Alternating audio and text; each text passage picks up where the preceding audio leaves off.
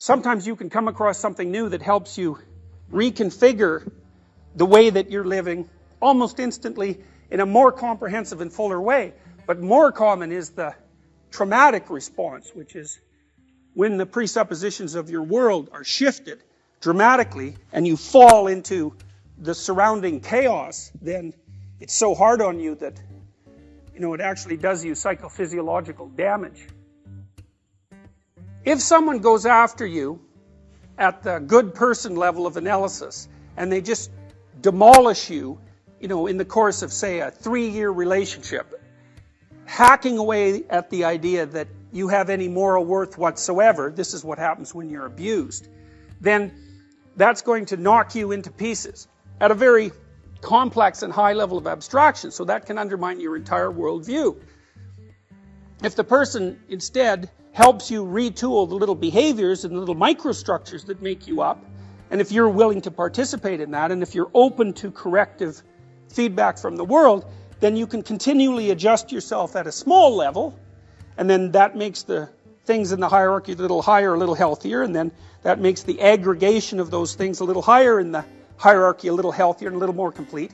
Then you can do this bit by bit retooling without ever having to suffer the demolition of huge chunks of your personality. So let's go back to the relationship where there's a betrayal. It's like virtually every time someone gets flipped upside down because of a betrayal in a relationship, after the betrayal happens, they say to themselves, there were all these signs I didn't pay attention to. So, and maybe the first sign is your partner starts to flirt a bit more when you go out on a social occasion. And not a lot more, just a bit more. And you decide, because maybe you're timid, that's okay. You're not going to do anything about it. But it's interesting that it happens. It grabs your attention. And it means something.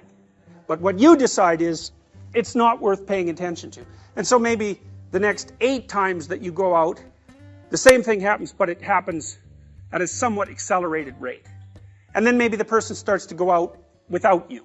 And so on. There's this progression towards the end state of betrayal. And every time you get a little hint, the world tells you that something's going on, you put it aside and you fail to take it into account. Well, you're foregoing your opportunity to adjust the relationship at micro stages, because maybe what you should have done the first time that happened is you should have gone home with your partner and said, what the hell's going on? Like, this is what was happening. Why are you doing that? Here's how you should have behaved. And of course, that's going to be a fight. There's absolutely no doubt about it. But it might be a micro fight instead of a the relationship is over fight. And in order to keep a relationship healthy, it needs to be retooled at micro levels constantly. And the same is the case with your own character. When you encounter something that's unexpected, especially if it's small enough to handle, you need to extract the information from it, rebuild the world, and rebuild yourself. And then maybe if you continue doing that, every time you get evidence of an anomaly or an error, or every time the world manifests some meaning to you, then you won't have to fall apart. Because the structure that constitutes you is going to remain viable and healthy from the bottom up. And if you don't do that, then those errors are going to accumulate. And when they finally do manifest themselves as unavoidable, like when your partner says, I don't want to be with you anymore, or I've been with someone else for the last year, there's no ignoring that, then the whole thing comes crashing down. You're no longer in a relationship, you're no longer in a good relationship, and then all the other things become questionable. So, meaning manifests itself so that you can retool being itself on a continual basis, while simultaneously minimizing the risk of total collapse. And morality then becomes the act of paying sufficient attention and reacting sufficiently so that that corrective process occurs. Now, so you're inside one of these. You're going from point A to point B.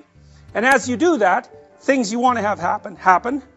And things you don't want to have happen. And things you don't understand happen. And let's say that you investigate the things that you don't want to have happen, and you investigate the things that you didn't expect. And you do that as soon as they come up. So then what happens? Well, partly what happens is you're going to change your perceptions a bit, and you're going to change your actions a bit, and what that'll culminate in over time is that this whole structure will change. So instead of going from point A to point B, maybe you start shifting so that you're going from point A to point C. Because as you're gathering information, as a consequence of the inadequacies of the way you're looking at the world, not only are you improving your ability to perceive and to act, but you're also gathering information that helps shift your perspective to a better point B. Because you might say, well, where are you going and why? And the answer to that is, well, you have a plan. You're going to get your degree. I don't know what your long-term plan is. But there's no reason to assume that your long-term plan is correct, even though there's no reason to assume that you can do without one. So you're in this weird situation where you have to live within a bounded space, and the bounded space is going to produce errors, and it's also going to be wrong.